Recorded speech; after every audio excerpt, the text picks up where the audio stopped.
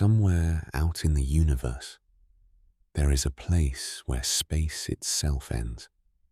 Not where things get sparse, not where the stars thin out, but where the laws of physics as we understand them simply stop applying.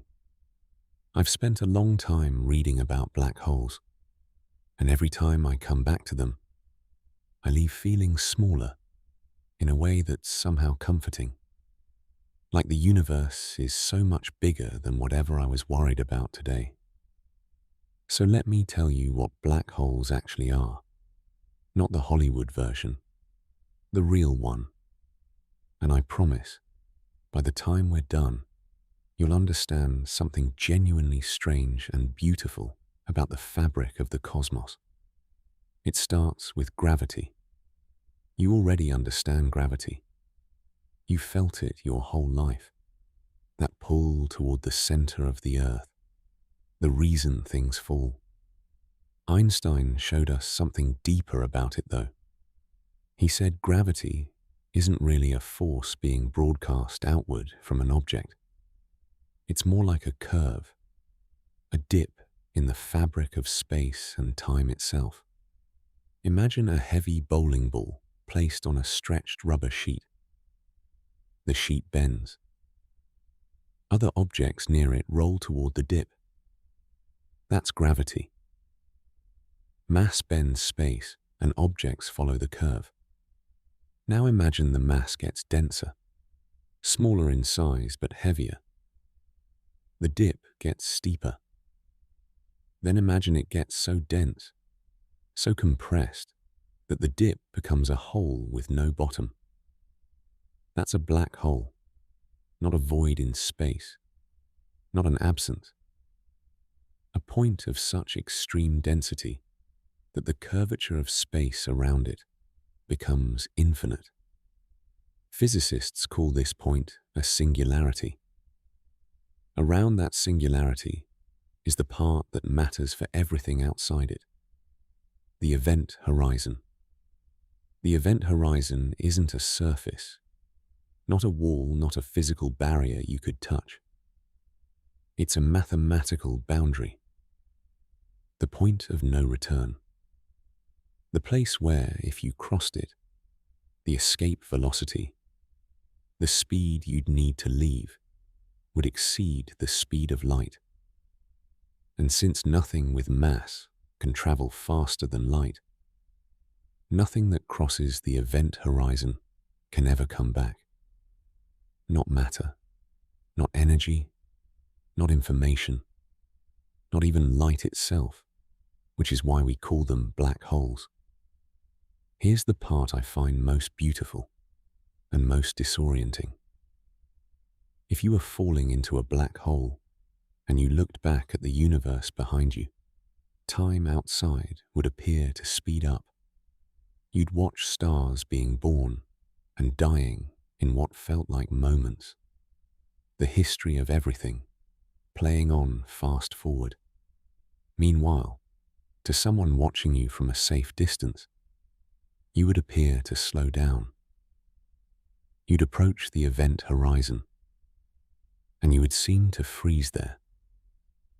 Your image would stretch and redden, growing dimmer, and you would appear to hang at the boundary for what looks like forever.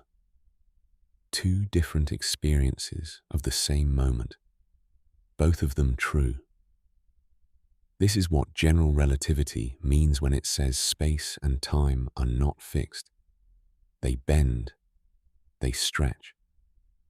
A clock near an intense gravitational field genuinely ticks slower than a clock far away. This isn't a metaphor.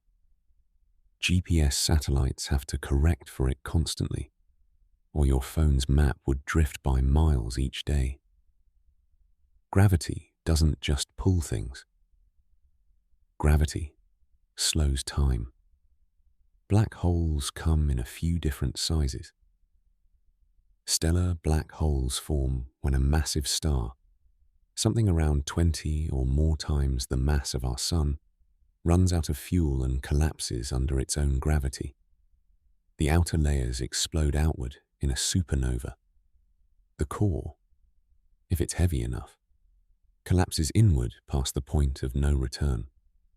What's left is a black hole maybe 10 to 20 miles across, but containing more mass than our Sun. Then there are supermassive black holes. These are the ones that sit at the centers of most large galaxies, including our own. The one at the center of the Milky Way is called Sagittarius A star.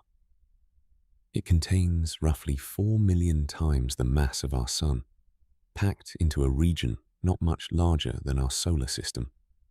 It sits about 26,000 light-years away from Earth, far enough that it poses no threat, close enough that we've actually photographed its shadow. That photograph, a blurry orange ring released by the Event Horizon Telescope collaboration, was something I kept coming back to for days after I first saw it.